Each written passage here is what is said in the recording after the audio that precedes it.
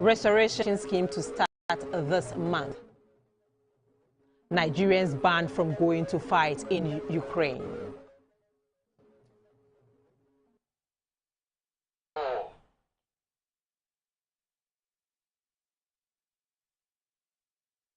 Assalamu alaikum, barkamu da warhaka, barkamu a daidai wannan lokacin inda a yau za mu kawo muku wasu daga cikin rahoton da muka yi muku tanadi na cikin gida da na kasashen ƙetare. Good evening and welcome to News Hour.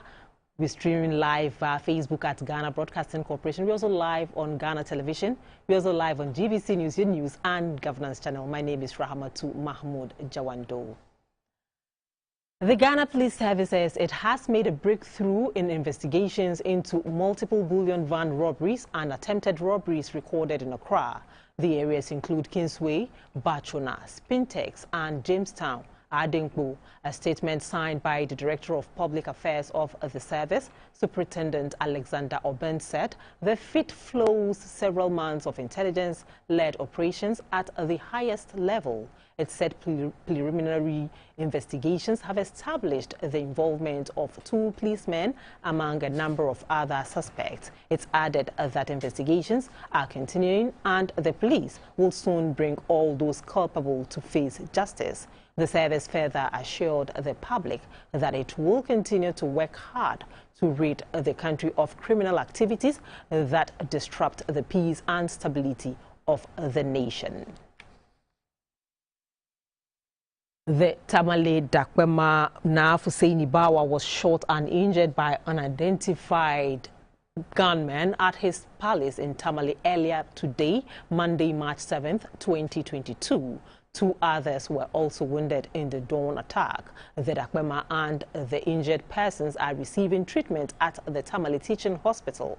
Sources close to the palace revealed that the gunmen raided the palace, firing sporadically, leaving the palace riddled with bullet marks. The assailants also took away one of the 2 talking drums used at the palace.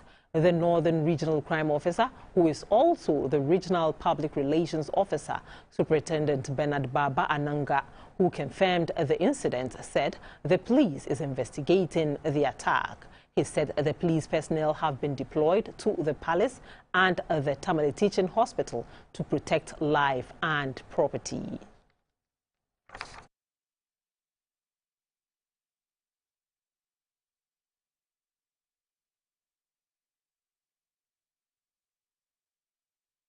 "54 more students have returned home from Ukraine as part of government's evacuation exercise for Ghanaians fleeing the Russia-Ukraine unrest. The 6th batch of the Ghanaian nationals arrived at the Kotoka International Airport from Romania via Qatar Airlines. The students, numbering 54, arrived in the country on Monday morning with Qatar Airlines. The students returned home as part of the government's evacuation program for stranded Ghanaian students in the wake of the tensions between Russia and Ukraine. Briefing the students on arrival, the chief executive of the Mental Health Authority, Dr. Akwesi, encouraged the students to put themselves together psychologically.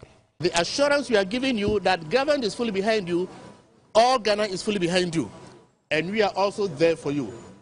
We are praying that things will normalize soon, and those who will need to go back, you can go back. But for now, you are home, and the most important is for you to relax and get composed and get your emotions back.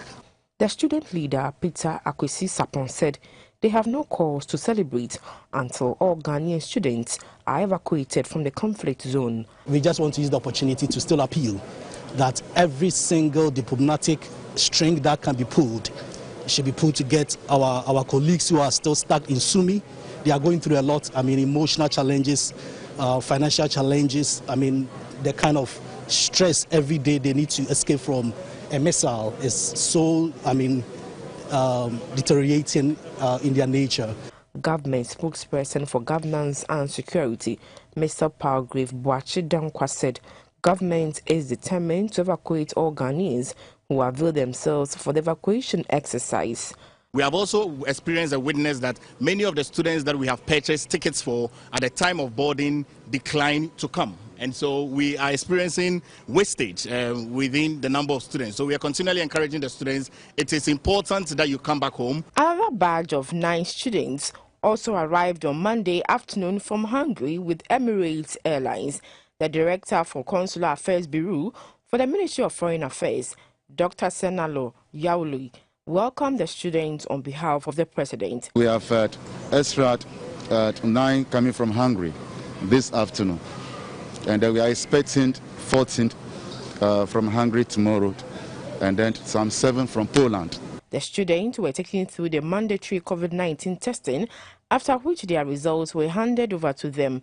A student from the National University of Air Force, Sheriff Ni Ajete Tete, said the journey was a tough one. Things were very difficult there, you see, like it was very scary, and we were not able to get food, shelter, or get to Hungary, able to get some help from the Pentecost Church and the Student Union and the government for everything they've done for us. Ghana, like other countries, had asked its citizens in Ukraine to run for cover while the government devised means to evacuate them from Ukraine. A total of 159 students have so far been evacuated who safely crossed the Ukrainian border to neighboring Poland, Moldova, Hungary and the Czech Republic. Work has formally started on a modern Lowell Senior Secondary School project at Esikado near Second D in the Western region. Vice President Dr. Mahmoud Baumia cut the sword for the construction of the school, which will be dedicated for the teaching of science, technology, engineering and mathematics (STEM). Government's industrialization and digitalization agenda for economic growth revolves around science and technology, and the government is establishing modern science schools in the country to achieve this plan. At Esikado, a 2-story facility to be constructed, which is known as the 21st Century Lower Secondary School, will have 5 different laboratories, including a computer lab, robotics, and artificial intelligence. The plan is to build a more robust educational system. The Vice President, Dr. Mahmoud Baumia, said it is important to focus more on the sciences to ensure that Ghanaian students become globally competitive, and hence the need for a strong foundation in the STEM arena. The STEM approach, which we are promoting to education, fosters creativity and divergent thinking alongside fundamental disciplines and motivates and inspires young people to generate new technologies and ideas. The Ministry of Education, led by this visionary Yao Edu-Chu, as part of its vision of reimagining education, is repositioning the entire educational system to produce a critical mass of assertive and empowered Ghanaian students with essential skills for socio-economic transformation. The Deputy Minister for Education, Reverend John Intim-Fojo, said that various interventions in STEM and TVET are to strengthen educational reforms that introduced the junior and senior high schools. We are introducing our learners even at junior high school to the modern trends in robotics, the modern trends of engineering and such 21st century concepts that the Vice President, His Excellency Alhaji Dr. Mahmoud Baumia, has been spearheading. And so, inspired by this vision, we are encouraged even to fast-track these projects. The Western Regional Minister, Mr. Kwabena Ochiri Dakumensa, lauded initiatives to groom the next generation of talents. The MP for Esikado Ketan, Mr. Ugarte, said government has kept faith with the people by gradually transforming Esikado Ketan as the education hub of the Western region. He was optimistic that this will boost economic growth. Educational facilities as huge as this also bring economic development, because people come and they engage in economic activities within the schools. The Upper East Regional Minister, Mr. Stephen Yakubu, has handed over the VA supply and irrigation scheme in the Bongo district to Mrs. Ran Luke Construction for rehabilitation. The restoration works is scheduled to start this month of March and expected to be completed in 30 months.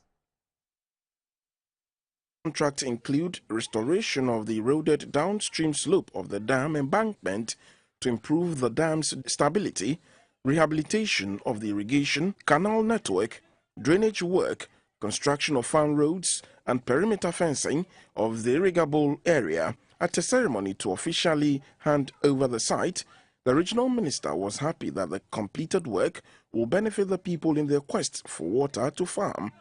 He also called for quality work from the contractor within the scheduled period. What we always see is an oddness. We take our bag, we jump into the car. When you ask where we are going, Tiwana Kumasi. And when they say Tiwana Kumasi or we are going to Kumasi, they end up in the bush somewhere. Just to farm the same farming that they could have done there. Because there's no water, they have to move miles. And they face all sorts of challenges very far away from home. The facility has a catchment area of about 1,036 kilometers, a total of 850 hectares of rice cultivation, comprising 350 hectares of lowland and 500 hectares of upland for rice production. The chief executive of the Ghana Irrigation Development Authority, GIDA, Mr. Wilson Dakwa, an engineer, appealed to the chiefs and farmers in the area to protect the dam by planting trees around the riverbanks to prevent structures springing up in the catchment area of the dam. A farmer, Mr. Adamu Aganda, told GBC News about the effect of the broken canals of the dam. He pleaded for the speeding up of the projects. If you go back to see how the canal is, they have all broke. From where they open the water will run at least 11 miles away from here. But now, what we appeal is that we really come for rehabilitation, but not to come and say that we're going to rehabilitate the project for us, and we are all happy, and later we can see that if they're able to rehabilitate to that, we are lucky. Captured in the UN's call to action is the need for access to quality education to correspond with adequate infrastructure and resources.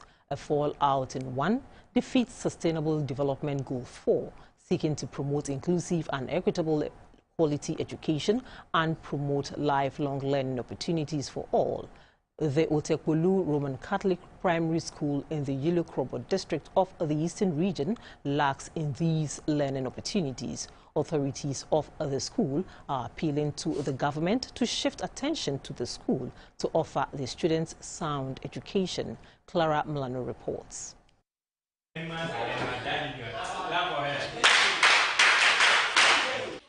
Coupled with constant threats from reptiles are just bits of the struggles teachers and students of the Otaku Roman Catholic Primary School contend with. Established by two Roman Catholic missionaries, Reverend Father Tit and Reverend Father Washington in 1938 to nurture children in the community in Western education, the school is yet to taste any good thing.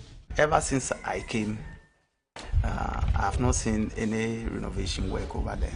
So I cannot tell exactly why it's in this stage. The condition of the school deters most teachers from accepting postings to the school.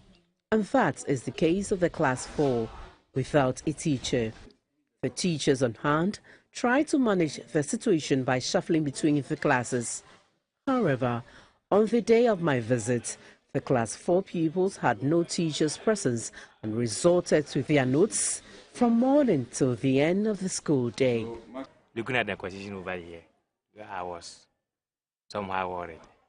This time we had two teachers, but after bringing or submitting a letter to the headmaster, he didn't come again. It's very difficult at this time when we are in the rain season. That's where the problem started, because the roofing sheet are not good. So when it's raining, you have to stop everything. Help the kids to pack the places to a place that maybe they can sit for a while. With no textbooks for students to study with, teachers had to procure their own textbooks on the market to keep students up with the times.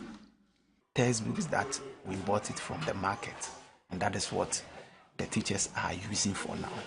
But for the learners, they don't have any textbook. For instance, if you want to do reading, for every child to read, or as you read, they look through it and then they identify new words, and that one, no. So we don't. In a world today where challenges answer to technology, ICT is an indispensable tool to the students to be critical thinkers, problem solvers, enhance research and explore. Uneven distribution of resources and lack of equity means students of this school cannot benefit enough from ICT. There are no computers, and the subject is taught with the teacher's personal laptop. For personal life. A Get Fund project anticipated to ease the pressure and accommodate the teachers and students of the Otaku RC Primary started in 2012. I will plead that government should come to our aid and then to complete the building for us. Now, to NGOs and other donors, I know you have been doing it elsewhere. So please come to our aid and then help to raise standard of teaching in the school here. Leaving the school, my team and I had grave thoughts and concern for the future of these students, having to compete with their colleagues in other schools in the capital with better facilities and the disparities in the country's education system. For GBC.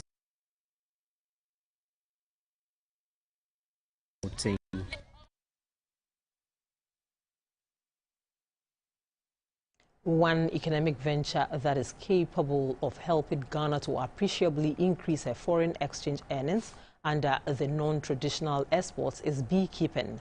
This business, despite requiring relatively less capital to start, is not only ignored by the many job seekers, but also appears neglected by the state in terms of credit support to retain the few people engaged in it. GBC News Ashanti Regional Correspondent Nicholas Osewusu in the following report highlights the intricacies of the lucrative but challenging beekeeping business as shared by an experienced beekeeper, Mr. Mark Jebinyante.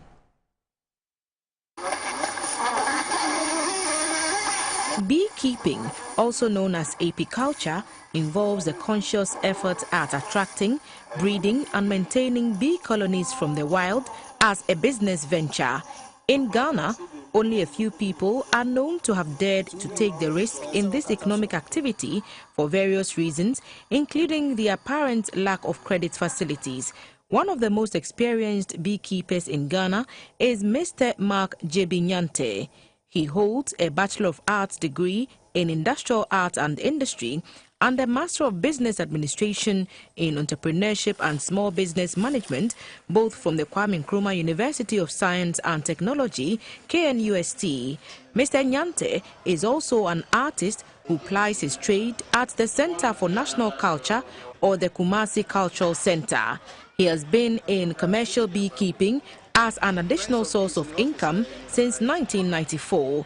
He told GBC News how he ventured into this risky business of keeping these wild insects, bees. When the evangelist met me and we were fellowshipping in the things of the Bible, he got me to understand that it is not too good to depend on white-collar job to fend for yourself. And also, if you have to go to the villages to evangelize, you will need to get the people engaged in some profit ventures, money-making ventures. And one of them he introduced to me was beekeeping. And because bees are almost everywhere in Ghana, and it doesn't take so much from you to get the rewards from the bees. So when I got convinced, I also started keeping bees. Beekeeping is not very well known in Ghana, even though in the rural areas, some individuals occasionally go hunting for honey from the wild, especially during the dry season. Honey is the main factor in the beekeeping enterprise, and Ghana's honey is the premium grade. It is the base ingredient for most orthodox and herbal cough mixtures. Even though beekeeping is said to be lucrative, it is not known to be capital intensive. Mr. Nyante took GBC News through what it takes to go into beekeeping and how to get the best out of the business. So what you need in the initial stages is that you need to have a place where you want to place or you want to start the apiary. The apiary is a place where you keep your bees, your hives. Once you site the place, you go and site them. They need shade. And then with the hives, we have this type. It's called Landstrut. You put down one first. Once the bees colonize it, maybe 2-3 months later, then you put the super on it. The idea is that if you put the two together, which is very easy, the possibility of the queen or the bees colonizing the top is greater.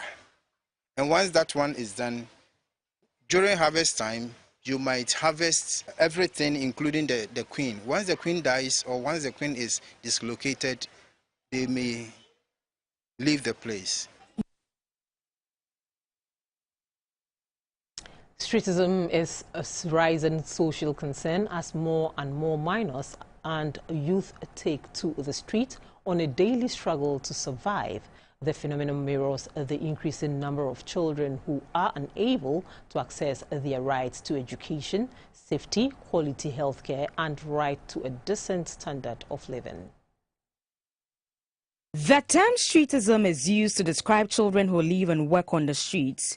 Unfortunately, this is the result of a surge in urbanization and many difficult socio-economic challenges rural families are experiencing. Last year, April 2021, the Director of Operations Commander, ACP Kwesifore, announced that the police will embark on a series of operations to clear all streets of beggars who were believed to be nationalists of Chad, Mali, Niger, among others.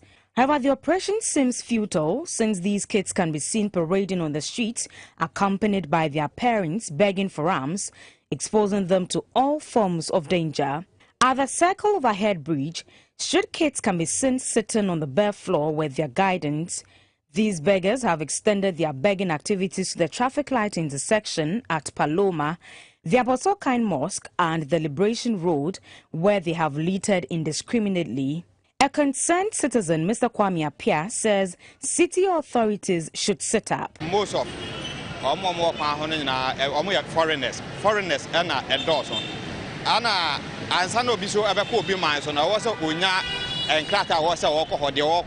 Government should strengthen traveling restrictions to prevent these foreigners from coming into the country.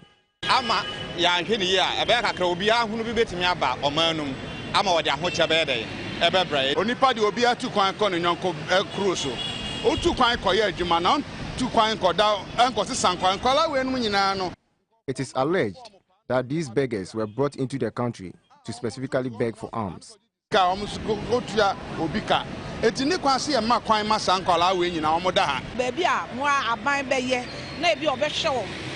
should put up structures to employ parents of these street beggars.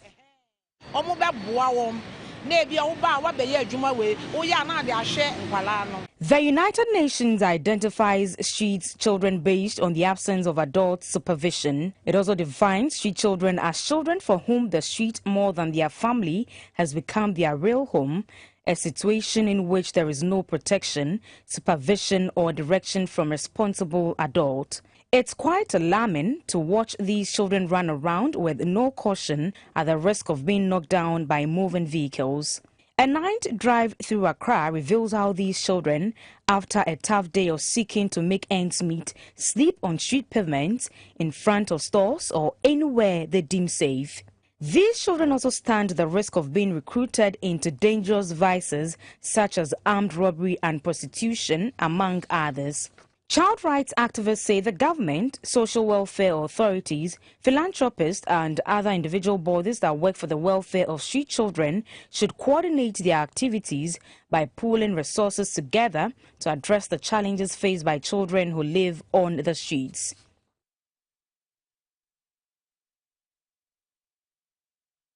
News are on GBC. You're watching news on GBC News, your news and governance channel on GTV. And also, we're live via Facebook at Ghana Broadcasting Corporation. We'll be back shortly with business.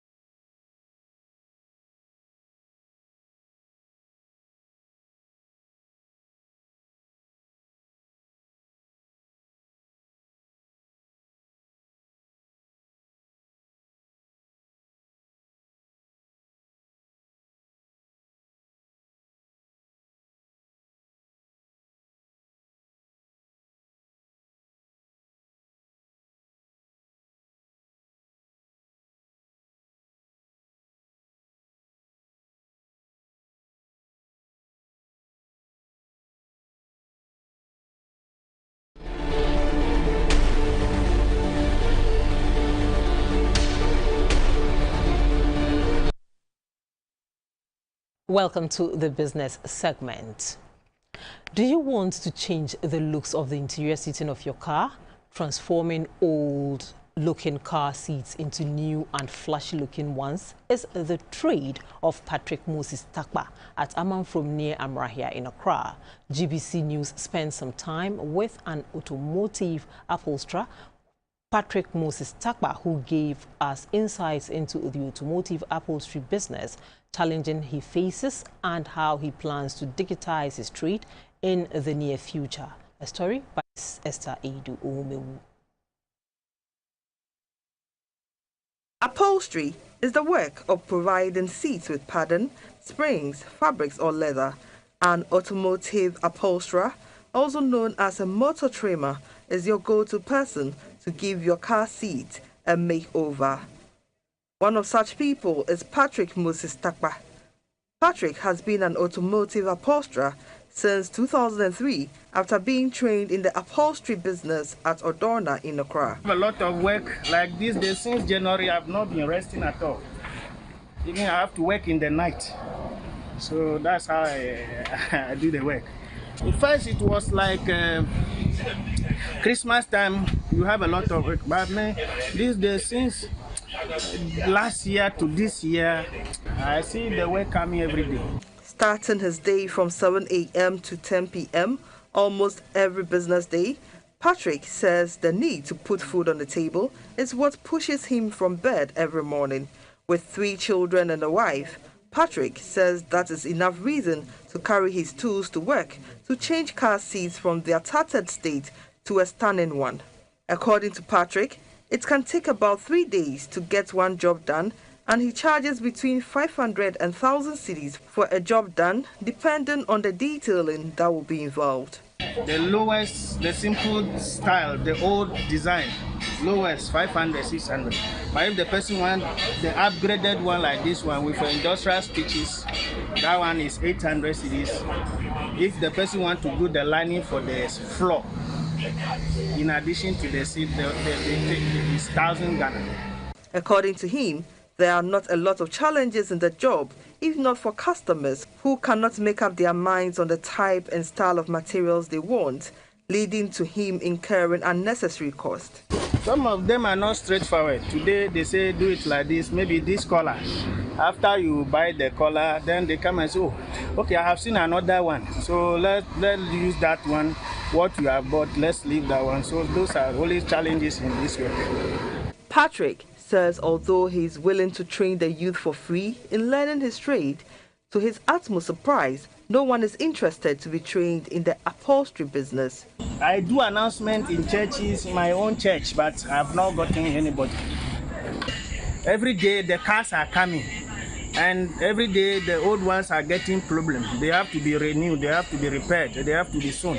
So a time will come, I don't know how it will look like, but it will be difficult to be getting people to continue this work. For Patrick, he has made plans to upgrade his trade by learning some computer skills to enable him to practice his business digitally in the near future. We need to upgrade every day. So I will be ready, and I will be happy if I have the opportunity to learn how to use computer to do some of these things. As a head pastor of the Christ Pentecostal Redemption Ministry, Patrick called on the youth to quench their desires, to look for quick and fast money and learn trades such as upholstery to sustain themselves. He is optimistic that when that is done, the future of the business will not be as bleak as it is now. I have not had any school like that. But what I know is, for me, like, I even want to train the people if they are ready for free. I'll train them. If government want to sponsor them, fine. If whatever, NGO, whatever, I'll train them. Only if they are ready and they want to learn it. But how does he combine ministry with the upholstery business? It's not easy at all. It's not easy combining this work and ministry. But by the grace of God, I manage the two. The global automotive seat cover market was valued at $5.1 billion in 2019 and is expected to reach $8.3 billion by 2030. But in Ghana, there is no study done to show our market share and what can be done in terms of policy by government to upgrade the skills of those in the industry to enable them reap the full benefits of this ever-growing industry. Esther Edu Oumewu, GBC News, Accra. The Ghana Union of Traders Association has debunked claims that the association is deliberating on ways to increase the price of their products on the market. According to the president of GUTA, Dr. Joseph Oben, the association cannot in their capacity call for price increment on goods. According to Dr. Oben, individuals can, however, increase their prices depending on the cost incurred in importing the item into the country. Price control regime, where a group of people will sit down and one day say that we are going to increase our prices. It's never done. We are in a competitive market, a very open market and all that. And no association, not even GUTA that I represent, can tell any individual to increase his price. It's never done. The only problem is that the dollar is a key factor of costing. So if you use the dollar to buy goods outside, and especially at this time where commodity prices have gone up, you are going to buy at a higher price. And then you come here, the exchange rate is also high. And then we use the same dollar also as a benchmark of paying the duties. It means that when it goes up, naturally, it will affect pricing. 14 new business personalities have been inducted into the Corporate Ghana Hall of Fame. The event, the fifth in the series, was on the theme promoting business and partnership to support economic growth in Ghana. 14 new business personalities with proven track records in business ideas and corporate industry management were inducted into the Ghana Corporate Hall of Fame. The Corporate Ghana Hall of Fame is a group of current and former board chairpersons and chief executive officers who are actively working, retired, or are getting to retirement, but their business growth across the country deserves to be recognized. The inductees were presented with plaques, badges, and citations detailing their achievements in their various fields of operation over the years. The new inductees took an oath binding them to remain committed to the tenets of the business industry in Ghana. Our work with the Health Sector Occupational Pension Scheme has seen the light, and then we have been recognized for it. For health sector workers, our major challenge has been pensions, and a lot of people go on pensions, having worked their back, they go with lots of diseases, lots of things, and they have nothing to help them. And because of that, we have been doing everything possible to ensure that we secure a very good retirement income for them. What we want to tell the youth is that there are a number of things that needs to be done. So they should cultivate the habit of having a vision, identify 3 problems, and write down solutions, 3 solutions to it. Prioritize them and begin to work on them. You realize you are in a business. The event offered the opportunity for attendees to socialize and network with some of the CEOs in corporate Ghana and in Africa.